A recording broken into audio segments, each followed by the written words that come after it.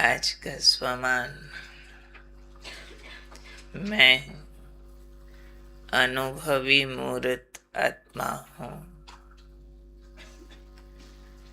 अनुभवी सबसे बड़ी अथॉरिटी मानी जाती है।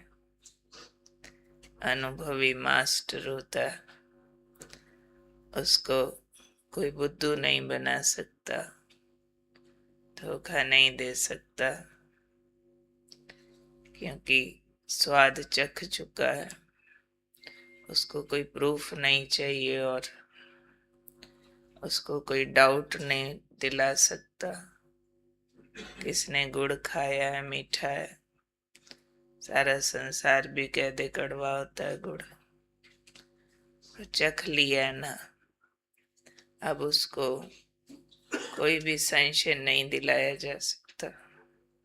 ऐसे ही बाबा ने कहा, आप बच्चों की टॉप डिग्री है अनुभवी मूर्त बनना।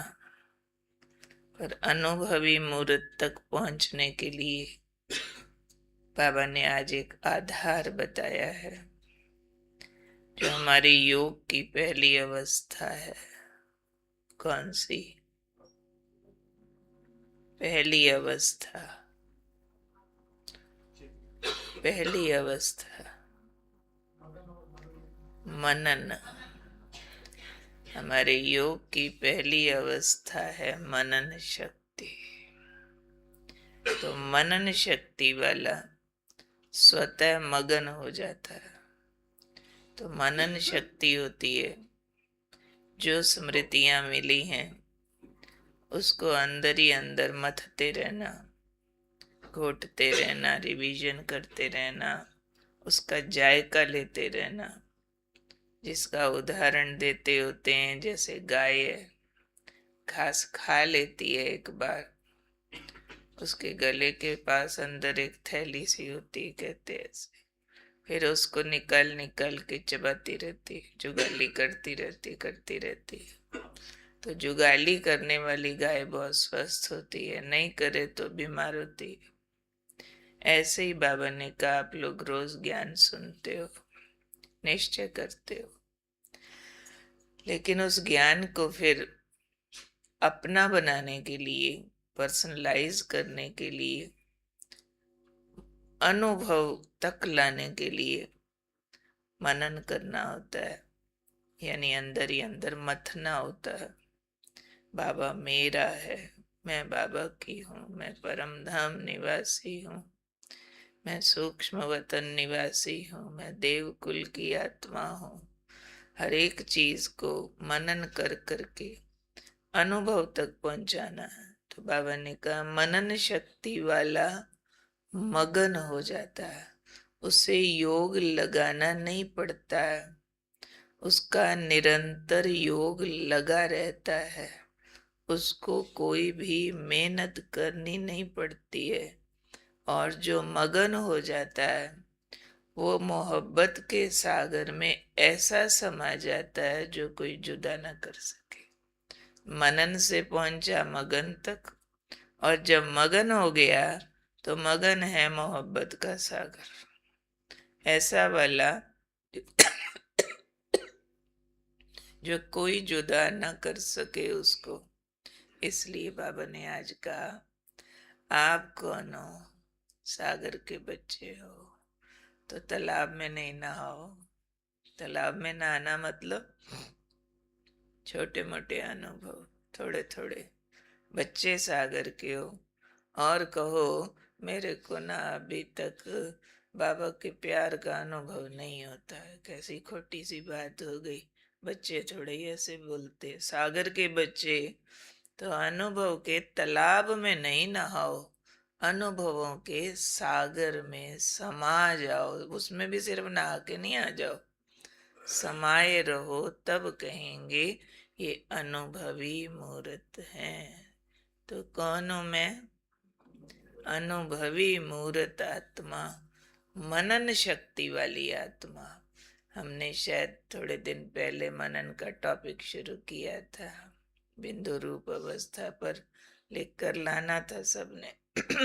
उसके बाद मिला कोई टॉपिक?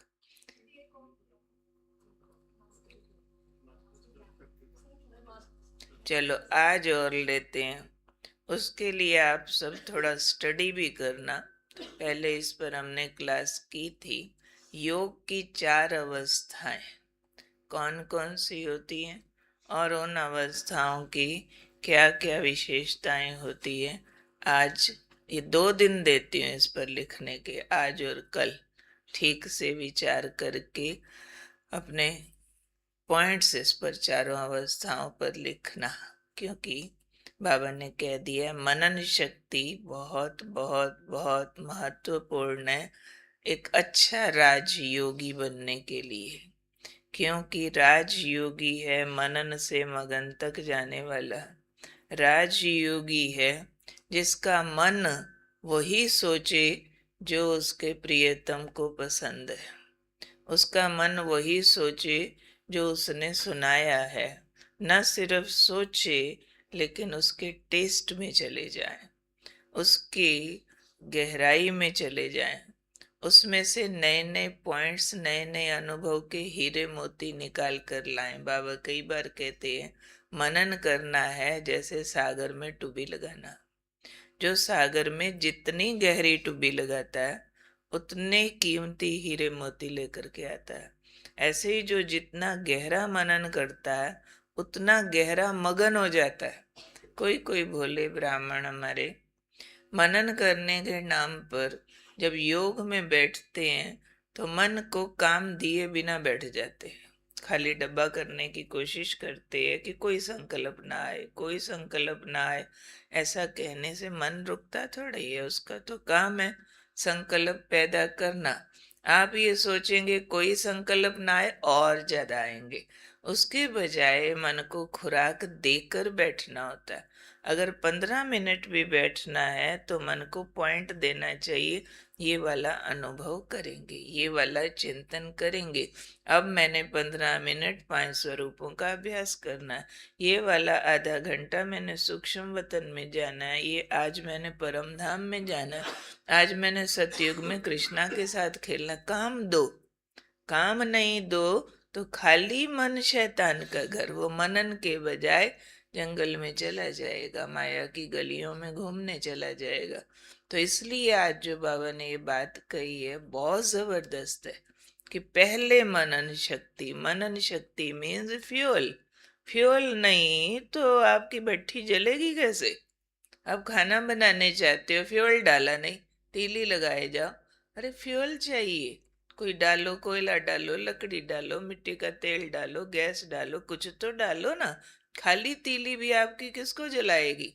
अब संकल्प को आपने मटेरियल दिया नहीं, दिया नहीं तो वो पहले वाला उठा लाएगा दुनिया वाला। फिर कहेंगे जी योग में भी ये बातें याद आती रही।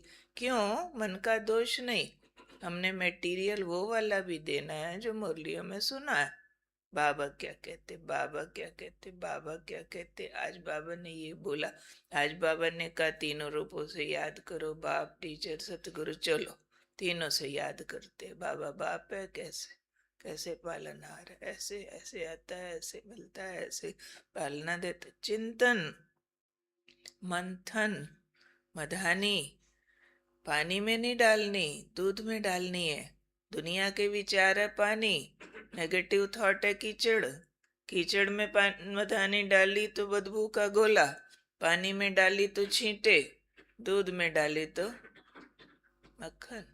तो ज्ञान दूध है, बिलो बिलो के मक्खन बनाना है अनुभवों का। तो मैं कौन हूँ? अनुभवी मूर्त आत्मा हूँ। क्या करती हूँ? मनन शक्ति से मगन होती हूँ।